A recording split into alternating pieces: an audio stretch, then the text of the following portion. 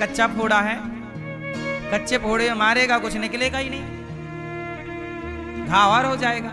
पर पके हुए फोड़े में एक चीरा मारेगा, मावाद बह जाएगी, मरीज को आराम लग जाएगा। तो ईश्वर भी पहले पाप का फोड़ा पकाते हैं। दुर्योधन जिस दिन द्रौपदी का चीर हरण कर रहा था, उसी दिन दुर्योधन को मार सकते थे भगवान, नहीं मारा। क्यों? क्योंकि अभी फोड़ा कच्चा है, अभी पाप का घड़ा बाकी है, थोड़ा कच्चा है। और भर बेटा, और अत्याचार कर। इसलिए पापी को भगवान पाप करने का अवसर देते हैं। जैसे उदाहरण से समझिए, माता कंस की बहन का नाम क्या था? माता देवकी। देवकी के 8वें बेटे से कंस को मरना था। आकाशवाणी ने यही तो कहा था कि कंस देवकी के 8वें पुत्र से तेरी मृत्यु होगी। तो जब देवकी का पहला बेटा हुआ, मां देवकी का, तो वसुदेव जी गए, लो बेटा, हमने वचन दिया था कि जो बच्चा होगा तुम्हें सौंप देंगे। तो जब पहला बेटा लेकर गए तो कंस ने उसे छोड़ दिया, बोले मुझे पहले बेटे से खतरा नहीं है, मैं नहीं मारूंगा। दूसरे बेटे को भी लेके गए। तब नारद जी ने कहा, अब देखो नारद जी आए, नारायण नारायण, कंस बच्चा छोड़ रहा है, ये उंगली यहां से गिनेगा तो ये 5वीं है, और यहां से गिनेगा तो कोई भी बच्चा 8वां हो सकता है। भाई 8वें से गिनोगे, 8 7 6 5 4 3 2 1, तो एक पहला 8वां हो जाएगा,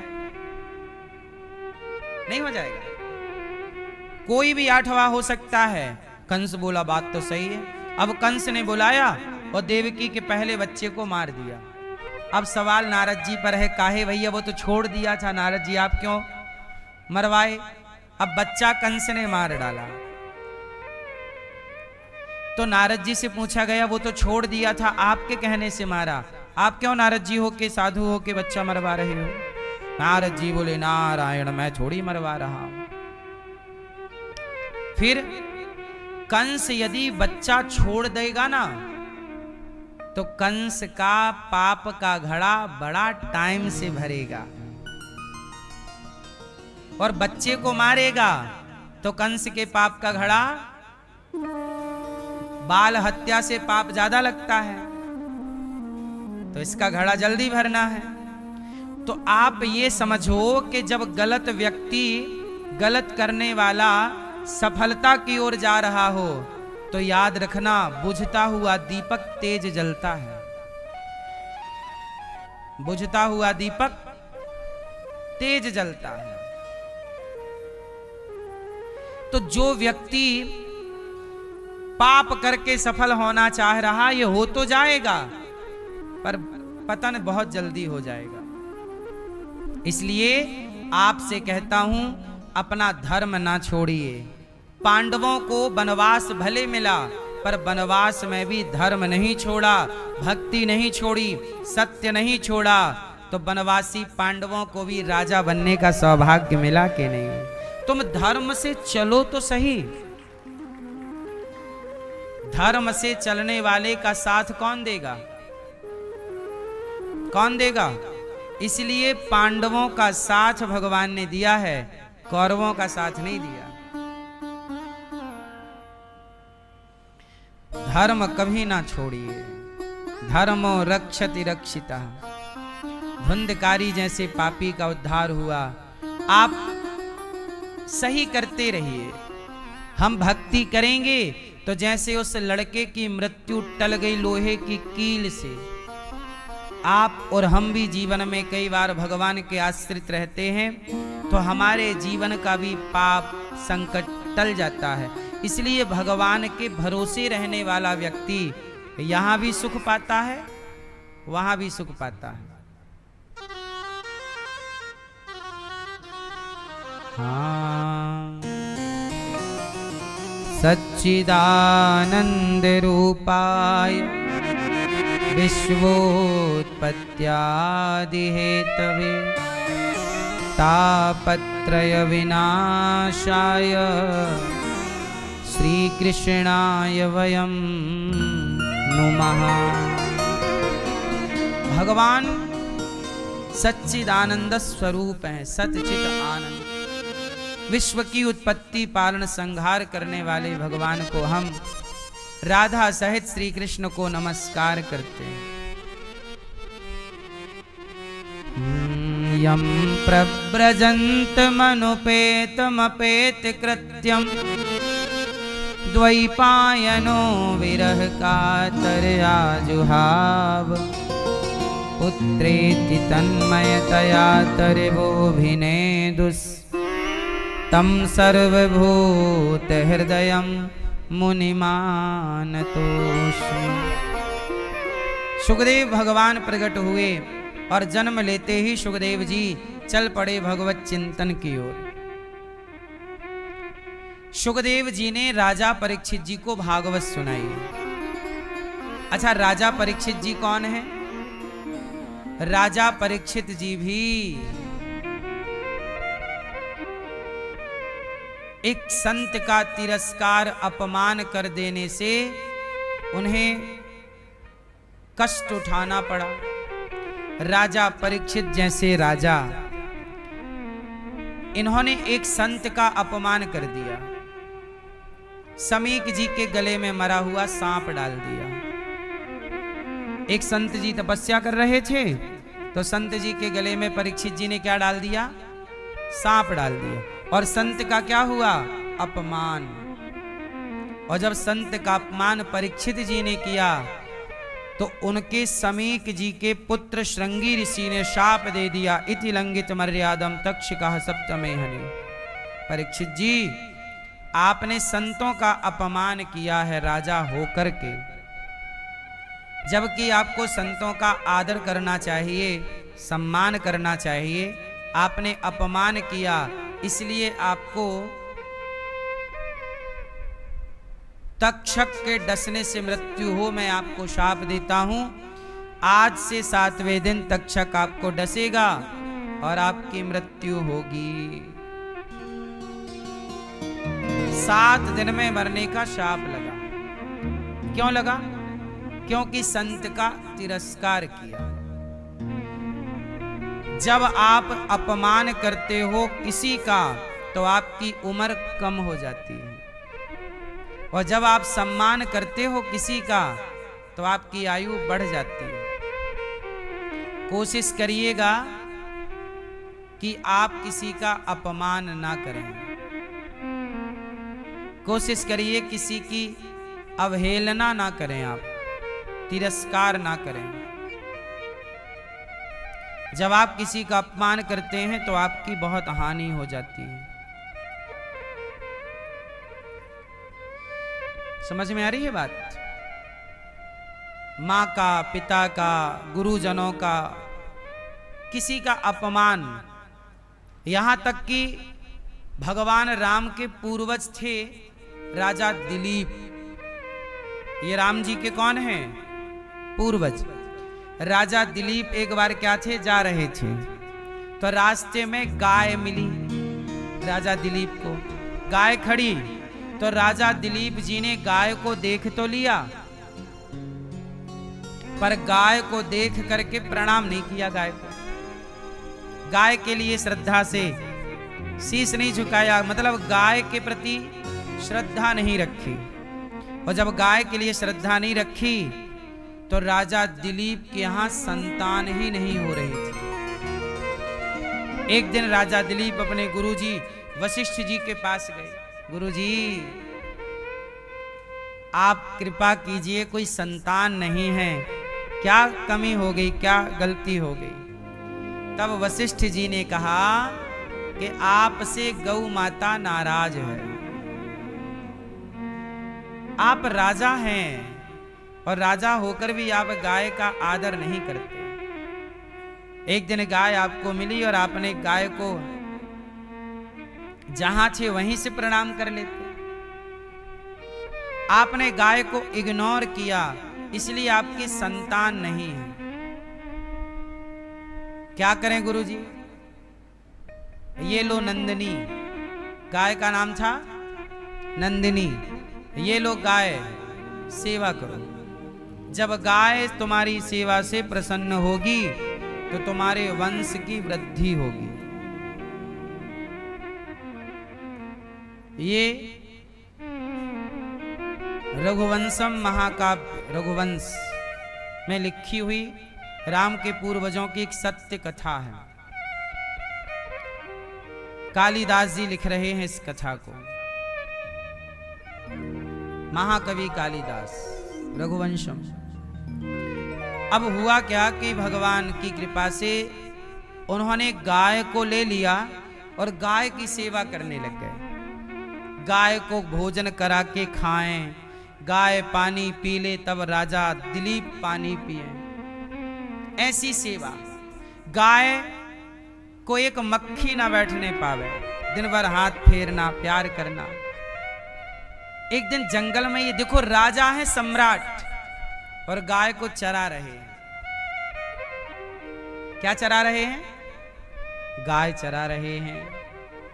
आजकल तो गाय चराने वाले को लोग गंवार कहते हैं, और कुत्ता चराने वाले को पढ़ा लिखा, मॉडर्न है भाई, बहुत मॉडर्न है। कुत्ता चरा रहे हैं, कुत्ता टहला रहे हैं। बड़े बड़े शहरों में नहीं देखते आप, लोग कुत्ता लेके घूमते हैं। तो कुत्ता लेके घूमे वो मॉडर्न है, और गाय चराए तो गंवार है। कुत्ते की पट्टी उठाने वाले को मॉडर्न कहा जा रहा है, और तुम्हारी दादी अम्मा गोबर उठाती थी गाय का, उसे गंवार कहते हैं। बदल गया ना, कुत्ते, गाय के गोबर से कुत्ते की पट्टी तक आ गया। ये विकास है नहीं? गौमूत्र पर नाक सिकोड़ने वाले लोग बिल्ली की पट्टी की बनी कॉफी बड़े चाव से पी रहे हैं। कहते हैं तुम गाय का मूत्र पीते हो, हम तो गौ का मूत्र, गौमूत्र पीते ही हैं, पर हम गौमूत्र पिए तो गंवार। और आपको पता है दुनिया की सबसे महंगी कॉफी होती है, कॉफी, चाय कॉफी, कॉफी बनती है वो बिल्ली की पट्टी से। एक बिल्ली होती है अलग तरह की, वो बिल्ली जब पट्टी करती है तो लोग उसकी पट्टी सुखाते हैं, और सुखा के फिर उसे पीस करके वो महंगी कॉफी कहलाती है, ब्रांडेड। मतलब हम गौमूत्र पिए तो हम गंवार, और तुम बिल्ली का पट्टी पियो तब तो तुम पढ़े लिखे, मॉडर्न। तो ऐसा है आजकल। देख तेरे संसार की हालत क्या हो गई भगवान। भगवान राम गौमूत्र पीते हैं, लिखा हुआ मिल जाएगा आपको। भगवान कृष्ण गौमूत्र पीते हैं। हमारे सनातन में पंचगव्य पीने की परंपरा है। क्या पीने की परंपरा है? पंचगव्य। कितने लोग पंचगव्य के बारे में जानते हैं? तो सुनो, पंचगव्य पिए बिना आप यज्ञ करने के अधिकारी नहीं होंगे। राम जी ने भी यज्ञ किया तो पंचगव्य पी कर किया, भगवान कृष्ण ने भी यज्ञ किया तो पंचगव्य पी कर किया। पंचगव्य क्या होता है? गाय के 5 चीजों से पंचगव्य बनता है। गाय के क्या क्या? दूध, दही और घी, ये 3, और चौथा गोबर का रस, और 5वां गौमूत्र, है ना? दूध, दही, घी, और चौथा गौरस, गौ माता के गोबर का रस। और 5वीं क्या है पता है आपको? हैं? हाँ, ये पंचगव्य है, जिसे पी करके राम जी ने, भगवान कृष्ण ने यज्ञ किया। गौमूत्र पीकर ही हम लोग यज्ञ का विधान करते हैं। लेकिन अब आज के युग में ये सब बातें कहो तो लोग हंसते हैं कि क्या तुम गंवारों की बात कर रहे हो। ऐसे ही है, हम लोगों ने पढ़ लिख करके क्या किया, अपनी संस्कृति पे हंसना स्टार्ट कर दिया, अपनी परंपराओं पे हंसना शुरू कर दिया, क्योंकि पढ़े लिखे हैं। मुसलमान अपनी कुरान पे नहीं हंसता,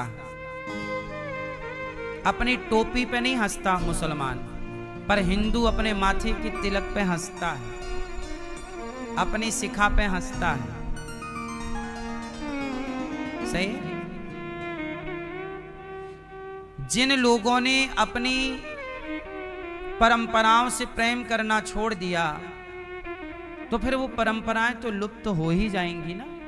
इसलिए अपनी परंपराओं को जीवित रखिए।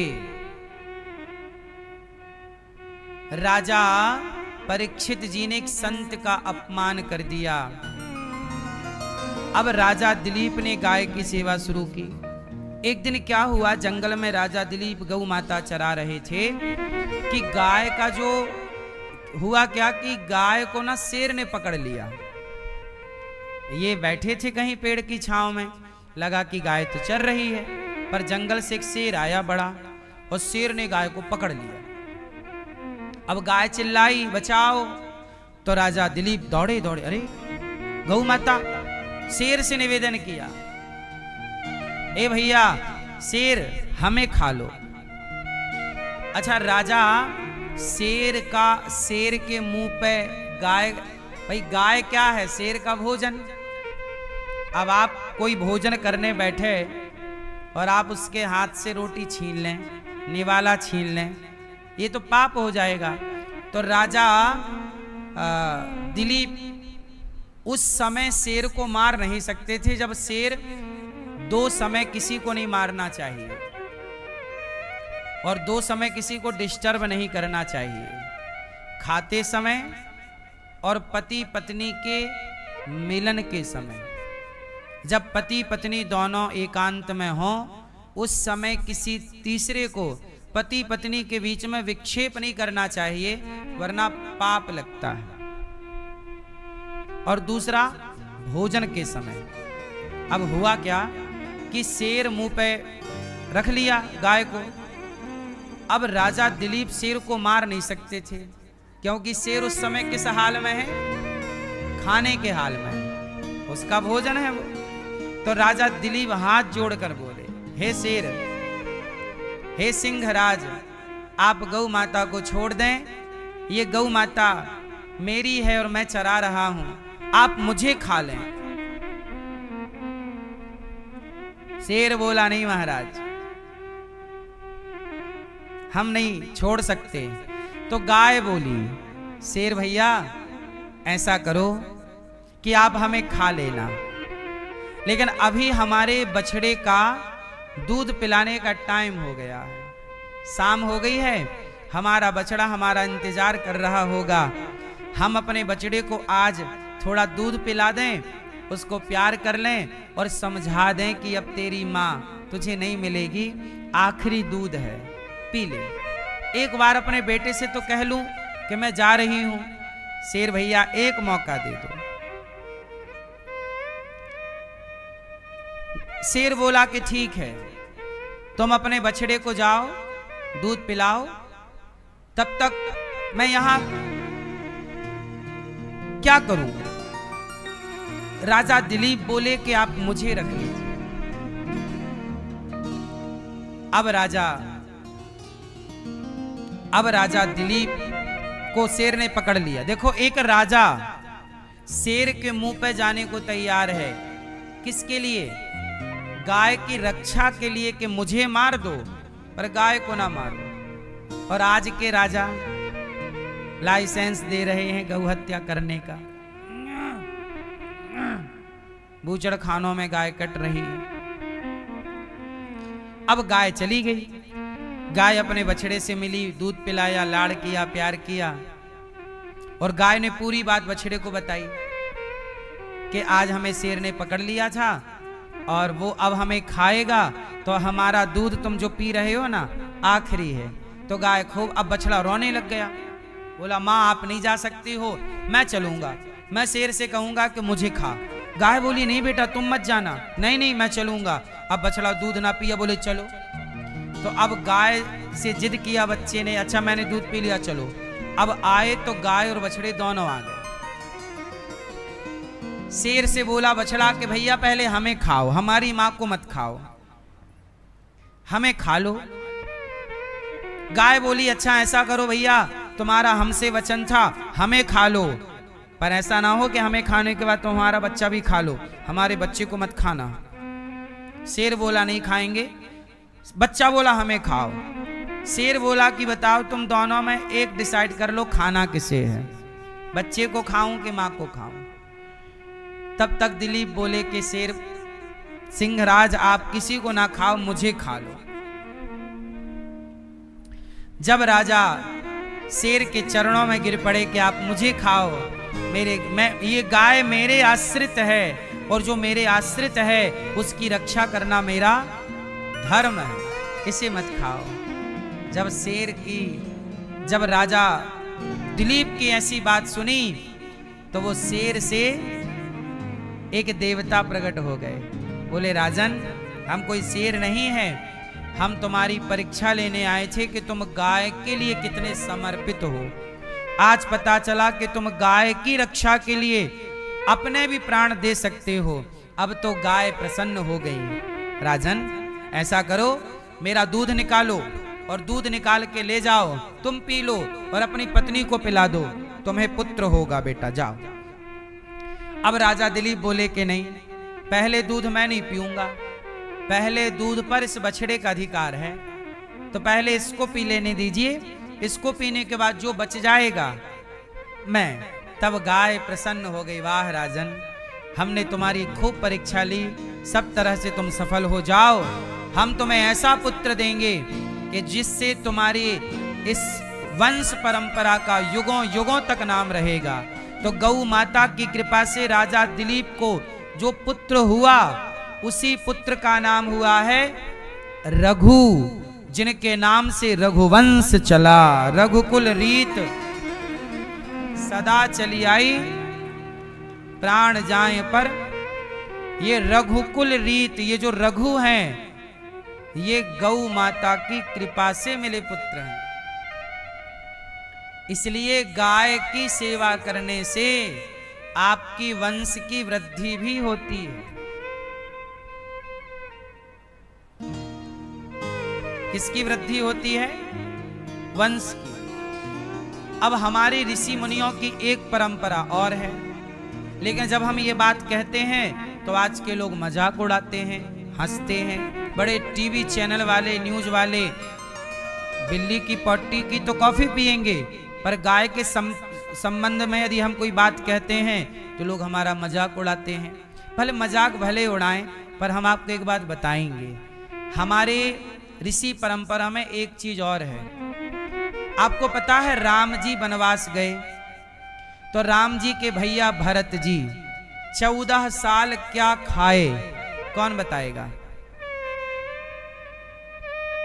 और ये लिखा हुआ है पुराणों में, शास्त्रों में, हम मन से कुछ नहीं बोल रहे हैं। 14 साल भरत जी क्या खाए पता है आपको? बोलो क्या? भरत जी ने गौ माता के गौमूत्र में जौ पका के, जौ का दलिया, किसका दलिया? जौ का दलिया पक रहा है, पर किस में पक रहा है? गौमूत्र में। 14 साल तक भरत जी ने गौमूत्र में पकाकर जौ का दलिया खाया है। ये किसने खाया है? भैया राम के भैया भरत जी। अब ये बातें जब हम कहते हैं लोग हंसते हैं, अरे क्या बोल रहे हो। और सुनो, हमारे संत परंपरा में और भी कुछ खाने की एक परंपरा है। जो जंगल के ऋषि मुनि होते हैं वो क्या खाते हैं, क्या परंपरा है खाने की? सुनो, कहते हैं गाय को जौ खिलाकर, गाय को क्या खिलाया? जौ। और गाय को जौ खिलाने के बाद गाय जो भी खाती है ना, गोबर से बाहर आ जाता है। तो गाय जब जौ खाई तो जौ को गोबर से बाहर आया, उस गोबर से जौ को निकाला और उस जौ को धुल करके साफ करके उसकी रोटी बनाकर भगवान को भोग लगाकर, सोचिए उस रोटी का भोग भगवान को लगता है, भगवान को भोग लगाकर, और वो रोटी संत खाते हैं। मैंने भी एक बार खाई है, इसलिए मैं बता पा रहा हूं। तो संतों का ये खान पान। अच्छा, आप लोग 56 तरह का व्यंजन खाते हैं, संत लोग ऐसा खाते हैं। अब आप कहोगे ऐसा क्यों खाते हैं? ऐसा इसलिए खाते हैं ताकि उस दाने में जो गर्मी है, गाय के पेट में गया वो दाना, तो जो उस दाने का विकार है वो गौ माता के पेट में भस्म हो गया। अब उसमें सात्विकता जो आई वो संत खाते हैं, ताकि अन्न खाने से हमारा मन काम वासना की ओर, क्रोध की ओर, लोभ की ओर खिंचे ना। कहते हैं जैसा खाए अन्न वैसा रहे। अरे मन को साधने के लिए खान पान को शुद्ध करना, तो संत लोग जो वास्तविक में संत हैं, जिनका काम केवल प्रभु से लेना देना, वो इस तरह खाते पीते हैं, खाए और भजन करे भगवान का। इसी तरह के खान पान की संतों की पुरानी प्राचीन परंपरा रही है। इसलिए पहले जंगलों में संत रहते थे और संतों के पास कोई 56 भोग नहीं होता था, केवल गाय हुआ करती थी। अब गाय के दूध से, दही से, मक्खन से जो चीजें बन जाए, संत लोग वही खा के, और ज्यादा भी मक्खन दूध दही नहीं, वो गाय को जौ खिला के उसकी रोटी बना के भोग लगा के खाते। तब राजा दिलीप, इसलिए कहता हूं गाय की सेवा से रुका हुआ वंश बढ़ जाता है। इसलिए गौरी गोपाल गौशाला में जो सैकड़ों गाय और नंदी हैं, आप भी गाय को चारा का सहयोग करिएगा कि एक ट्रॉली चारा आपकी ओर से, ताकि आपको भी चारा, गाय को प्रसाद देने का, भरपेट भोजन देने का पुण्य आपको मिले। एक ट्रॉली चारा आप भी गौ माता को दीजिए, ताकि गाय आपके द्वारा प्रसाद पाए और उसका पुण्य फल आपको, आपके वंश को प्राप्त हो। गौ माता का चारा, गौ माता की रोटी सबके घर से निकलनी ही चाहिए। इसलिए एक रोटी आपकी रोज गौरी गोपाल गौशाला में एक रोटी का सहयोग चारा के रूप में आप भेज दिया करिए। इकट्ठा 1 महीने में भेज सकते हैं 30 रोटी का। एक रोटी कितने की होती है बाजार में? 5 रुपए की। तो 5 रुपए भी ना जोड़ो, 3 रुपए जोड़ लो। 3 रुपए के हिसाब से 1 महीने की 30 रोटियों का हिसाब कितना हुआ? 90 रुपए। तो 90 रुपए का चारा गौरी गोपाल गौशाला में। अब देखो, रोटी तो आपकी आ नहीं सकती ना, रोटी आपके घर बन गई, लेकिन जो रोटी, एक रोटी का 3 रुपए निकाल के आप रख दो, तो महीने के 90 रुपए का चारा, एक गाय का एक दिन पेट तो कम से कम आप भरो पूरा। भाई एक रोटी से तो पेट पूरा नहीं भरता, लेकिन 90 रुपए की खुराक यदि गाय को आप दे दोगे तो गाय का लगभग पेट भर जाएगा। बोलो हाँ। भाई गाय एक दिन में लगभग 5 किलो खाती है, जिसमें हरा चारा और भूसा मिक्स होता है। तो 5 किलो, 5 से 7 किलो के बीच में गौ माता खा लेती है। ठीक ठीक। इसमें थोड़ा खल होता है, चुनी होती है, चोकर होता है, चने का हम लोग वो बना के देते हैं दलिया गाय को। तो आपका जरा सा 2 किलो भूसा या 3 किलो हरा चारा, 1 किलो भूसा और बाकी दलिया, ये सब मिला के 90 रुपए। आप ये समझिए कि एक गाय को इतना रोज चाहिए। आजकल भूसा बड़ा महंगा है। क्या महंगा है? भूसा, भूस। आजकल लोग ना गेहूं की कटाई हार्वेस्टर से करा लेते हैं। तो हार्वेस्टर से करा तो दाना तो अंदर आ गया, लेकिन जो उसकी लंबाई, गेहूं की लंबा नहीं होता एक डंठल, उसका भूसा बनता है। अब लोग कुछ किसान जला देते हैं, तो वो गाय का भोजन है। गाय का भोजन क्या है? भूसा। अब वो जला देते हैं। इसलिए मेरी प्रार्थना हर किसान से है, गाय भूसा आप रखिए और गौशालाओं में आप अपने से दे सकें, पैसा भी लेकर। अब बाजार में भूसा पता है लगभग 15-18 रुपए किलो मिलता है भूसा। सीजन में तो 10-12 रुपए किलो, ऑफ सीजन में अब जैसे सर्दी आएगी तो भूसा 20 रुपए किलो हो जाएगा। और व्यापारी लोग उसमें भी ना मिट्टी और कंकड़ पत्थर मिला देते हैं वजन बढ़ाने के लिए। हम लोग जब भूसा खरीदते हैं ट्रॉलियों में, एक ट्रॉली भूसा, उसमें बहुत सारे पत्थर मिलते हैं हम लोगों को, बड़े बड़े पत्थर, आधा किलो का, 250-250 ग्राम का ऐसे मिल जाता है। तो वजन, आजकल हर जगह मिलावट है ना मेरी माँ, आजकल लोग गाय के भूसे में भी मिलावट करते हैं, कंकड़ पत्थर मिला देते हैं कि वजन बढ़ जाएगा। तो आजकल इंसानियत का स्तर बहुत नीचे गिर गया है। किसका स्तर नीचे गिर गया है? इंसानियत का। आप लोग अपनी इंसानियत जीवित रखते हैं, इसलिए धर्म टिका हुआ है।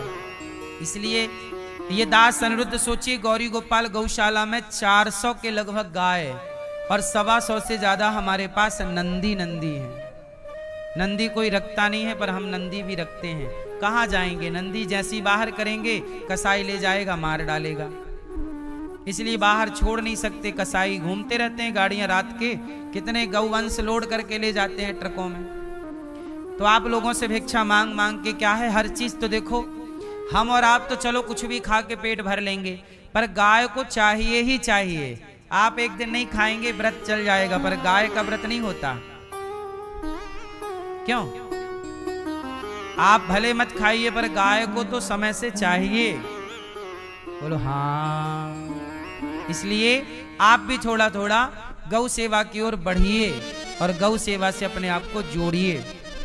हम ज्यादा नहीं चाहते आपसे, 1 रोटी रोज की, इतना भी आप सहयोग करेंगे तो ठीक रहेगा।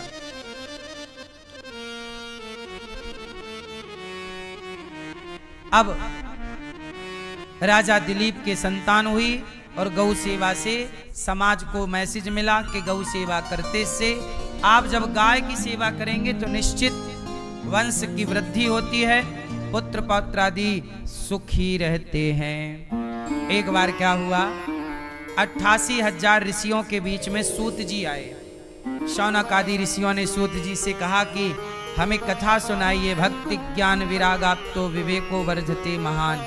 ऐसी कथा सुनाइए जिससे भक्ति की वृद्धि हो, ज्ञान की वृद्धि हो। ठीक है, देवताओं को भी दुर्लभ कथा एक बार देवर्षि नारद जी एक बार सनकादियों के सुखदेव जी परीक्षित जी को भागवत सुना रहे थे कि वहां पर देवता आए और देवताओं ने कहा सुखदेव जी कथा हमें सुना दीजिए। कहा सुखदेव जी ने कि आपको हम कथा नहीं सुना सकते, आप देवता हैं, आप इस भागवत के अधिकारी नहीं हैं। ये जो भागवत आप लोग सुन रहे हैं ना, भागवत सुनने के सब लोग अधिकारी नहीं होते। कुछ ज्ञान ऐसा है जिस ज्ञान के सब लोग अधिकारी नहीं होते। क्यों? आप लोग सवाल पूछ रहा हूं, बताओ। सारा ज्ञान के अधिकारी सब लोग होते हैं? सवाल जोर से। अधिकारी सब लोग हैं? बोलो। अब आप कहोगे कि नहीं, ज्ञान के अधिकारी तो सब हैं, पर समझिए ना, सब चीज के, सबके ज्ञान का मतलब सब प्रकार के ज्ञान के सब लोग अधिकारी नहीं होते। कैसे? जैसे ईरान परमाणु बनाना चाहता है, पर अमेरिका उसे परमाणु बनाने नहीं देता। भाई परमाणु बनाने का भी तो एक ज्ञान है, पर वो ज्ञान अमेरिका उसे हासिल नहीं करने देना चाहता। मतलब कुछ ज्ञान ऐसा है जिस ज्ञान के सब लोग अधिकारी नहीं होते। क्यों? क्योंकि यदि वो ज्ञान पा गए तो उसका मिसयूज कर सकते हैं। क्या कर सकते हैं मैया? क्या कर सकते हैं? मिसयूज कर सकते हैं। अब सुनो, पीछे आवाज आ रही है मैया, आवाज आ रही है, सुन लो मेरी माँ। ए सफेद वाली बहन है ये, काहे खड़ी हो बेटा? बैठ जाओ, खड़े होके कथा सुनने आई हो? बैठ जाओ, सुन लो। अच्छा सुनो, हुआ ये, सब ज्ञान के अधिकारी सब नहीं हैं। इसलिए गुरु द्रोणाचार्य ने एकलव्य को जब देखा कि ये तो सब सीख गया, तो गुरु द्रोणाचार्य ने एकलव्य से क्या मांग लिया? क्या मांगा? अंगूठा मांग लिया। क्यों? क्योंकि गुरु द्रोणाचार्य जी जान गए। गुरु द्रोणाचार्य जी ने कहा कि ये बता, तू इतना बड़ा धनुर्धर तो हो गया, ये बता लड़ेगा किससे? तो बोले मेरे बराबरी का तो अर्जुन है। भाई आप श्रेष्ठ धनुर्धर कब बनेंगे? जब किसी धनुर्धर को आप पराजित करेंगे। तो अर्जुन को पराजित करूंगा। दो कंपटीशन है, कर्ण भी अर्जुन को मारना चाहते हैं और एकलव्य भी अर्जुन से जीतना चाहते हैं। तो गुरु द्रोणाचार्य समझ गए कि यदि ये अर्जुन से लड़ेगा तो स्वाभाविक है कि ये कौरवों की सेना में चलेगा, और एकलव्य जैसा धनुर्धर यदि दुर्योधन को मिल जाएगा तो इसकी शक्ति और बढ़ जाएगी और ये अपनी ताकत का दुरुपयोग करेगा। इसलिए गुरु द्रोणाचार्य ने एकलव्य से दक्षिणा में क्या मांगा? अंगूठा दे। ऋषि मुनि जो करते हैं भविष्य को देख कर करते हैं, इसलिए अंगूठा मांग लिया। अच्छा सुनो, आप बताओ, कर्ण को ये बात पता थी कि नहीं कि अर्जुन मेरा भाई है? ये बात पता थी या नहीं? जोर से, जोर से हैं? जोर से हैं? पता थी। कर्ण को भगवान कृष्ण ने बता दिया था पहले कि तुम कुंती के पुत्र हो और 5 पांडव तुम्हारे। ये बात किसने बताई? कृष्ण ने। फिर कर्ण को भरोसा नहीं हुआ, तब कर्ण ने माता कुंती से पूछा। कुंती मां आई और कुंती बुआ ने झोली फैला के कहा कि कर्ण मुझे मेरे बच्चों की भीख दे दो, क्योंकि पांडवों को मारने की ताकत किसी के अंदर थी तो केवल कर्ण के अंदर। कुंती बुआ ने कहा कि मुझे मेरे पुत्र की भिक्षा दे दो, मैं तुम्हारी मां हूं कर्ण, मजबूरी थी कि तुम्हें जन्म लेते ही अपने से दूर करना पड़ा। तुम सबसे बड़े पांडव हो, तुम भी पांडव हो। तब कर्ण ने क्या बोला कि मां जा, तेरे 5 पुत्र जीवित रहेंगे। कितने पुत्र जीवित रहेंगे? मतलब यदि अर्जुन को मार भी दिया तो कर्ण सहित पांडव टोटल 6 हो गए ना कर्ण को मिला के। तो कर्ण ने क्या वचन दिया कि तेरे 5 पांडव जीवित रहेंगे। कर्ण को ये बात पता थी कि अर्जुन मेरा सगा भाई है, परंतु अर्जुन को मार करके श्रेष्ठ बनने का जुनून था। मुझे क्या बनना है? श्रेष्ठ धनुर्धर, मेरा भी यश। आजकल आदमी अपने यश के लिए सब काम करता है। भाई को मारना पड़े तो मार दो। कर्ण ने यही चुना कि यदि अर्जुन को मारना पड़े तो मार दूंगा। इसलिए अर्जुन को मारने के लिए सबके प्राणों की रक्षा की है कर्ण ने, पर अर्जुन को मारने के लिए कोई कसर नहीं छोड़ी। एक बाण चलाया था कि भगवान कृष्ण ने अपने रथ पर अपना पांव पटक के रथ को जमीन के नीचे कर दिया तो बाण ऊपर से चला गया, वरना वो अर्जुन के प्राण ले लेता। कर्ण को पता है कि ये मेरा भाई है, मारना चाहता। क्यों? कर्ण को मारेंगे श्रेष्ठ बन जाएंगे। श्रेष्ठ इसलिए तो कर्ण महान होते हुए भी महान ना हो सका। क्यों? क्योंकि महान बनने में व्यक्ति इतना अंधा हो गया कि अपने भाई का रक्त बहाने को तैयार है।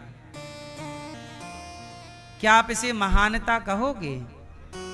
आप अपने भाई के रक्त से नहाकर क्या अपने को श्रेष्ठ बनाना चाहोगे?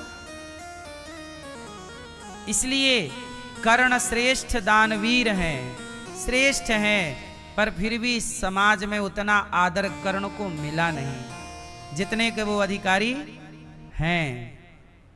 क्यों? क्योंकि खेल विचारों का है, वो विचारों से बौने हो गए,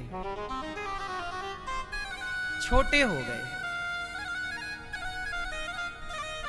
कहा, आप लोग कहते हैं कि कर्ण ने तो पांडवों का, वो दुर्योधन की मित्रता का साथ दिया है। मित्र, अच्छा आपको पता चल जाए कि आपका मित्र गलत है, गलत काम कर रहा है, तो क्या आप गलत मित्र का साथ देना धर्म समझेंगे? बोलो। तो कर्ण को पता था कि दुर्योधन गलत है, तो कर्ण ने दुर्योधन का साथ क्यों दिया? क्यों दिया? इसलिए दिया कि कर्ण के अंदर भी लालच है, श्रेष्ठ बनने का लालच। क्या बनने का लालच? इसलिए हम आपसे कहते हैं, आप भी श्रेष्ठ बनिएगा, पर किसी को मार कर नहीं। आप भी श्रेष्ठ कहलाइएगा, पर किसी का लहू बहाकर नहीं।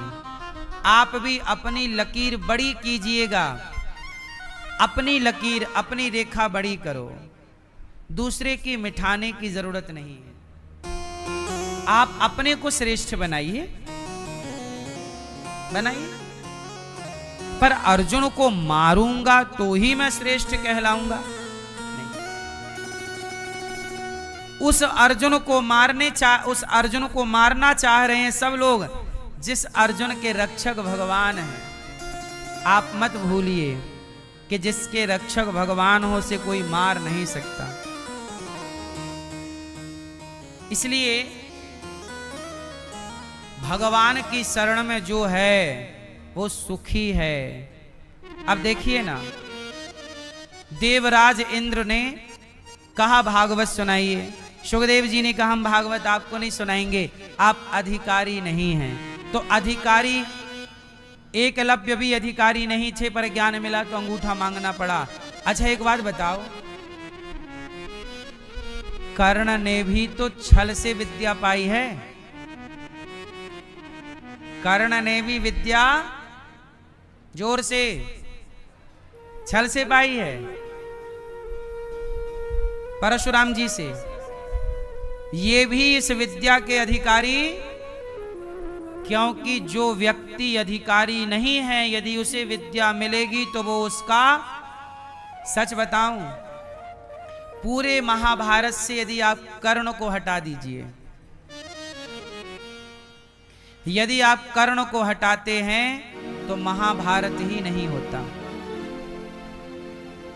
क्योंकि दुर्योधन जो उछल कूद कर रहा था वो कर्ण के बल पर ही कर रहा था। यदि कर्ण ना होते तो ये महाभारत, चीर हरण करने की इजाजत भी कर्ण ने दी थी।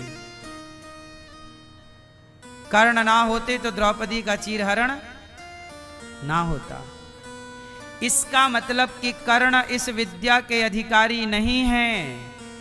इसलिए परशुराम जी ने सबने रोका था। जब बाद में परशुराम जी को पता चला कि तूने मेरे से छल से तू मेरी विद्या का अधिकारी नहीं और पा गया, छल से पाया, जा मैं तुझे शाप देता हूं कि आखिरी में तेरी विद्या तेरा साथ छोड़ देगी। इसलिए आखिरी समय कर्ण जब रथ का पहिया जमीन पे धंसा तो कर्ण अपनी विद्या के सारे मंत्र भूल गए थे।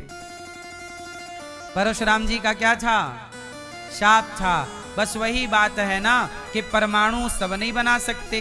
पाकिस्तान ने बना लिया तो देखो रोज धमकी देता, पटक दूंगा। गलत व्यक्ति के हाथ विद्या लग जाए वो उसका मिसयूज करता है। अच्छा एक बात बताओ गुरु द्रोणाचार्य के पुत्र का नाम क्या है? जोर से। अश्वत्थामा। अब ये बताओ कि एक बाप अपने बेटे को महान बनाना चाहता है कि नहीं? जोर से। एक बाप अपने पुत्र को महान बनाना चाहता है, लेकिन गुरु द्रोणाचार्य ने अपने पुत्र को महान ना बनाकर किसे महान धनुर्धर बनाया? जोर से। अब जब गुरु द्रोणाचार्य अर्जुन को महान बना सकते थे तो क्या अपने बेटे को नहीं बना सकते थे? सवाल है, उत्तर दीजिए, क्यों नहीं बनाया? हाँ, गुरु द्रोणाचार्य जी के पुत्र भी इस ज्ञान के अधिकारी, तो गुरु द्रोणाचार्य ने अपने पुत्र को वह विद्या नहीं दी जो विद्या अर्जुन को दी, जो विद्या अर्जुन को दी। तो पहले के युग में ये था कि जो अधिकारी है उसे ही समझाया जाएगा, जो अधिकारी होगा उसे ही ज्ञान दिया जाएगा। आजकल तो हमारे यहाँ चोरों को भी ज्ञान हो गया है। जो नहीं होना चाहिए वो ज्ञान चोरों को हो गया।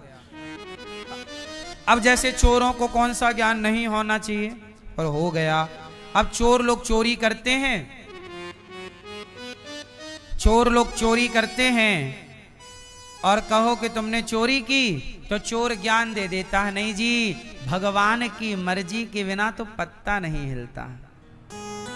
तो चोरी खुद कर रहा है और आरोपी किसे बना देता है? भगवान है, उनकी इच्छा है, हम चोरी थोड़ी कर रहे हैं, भगवान की मर्जी।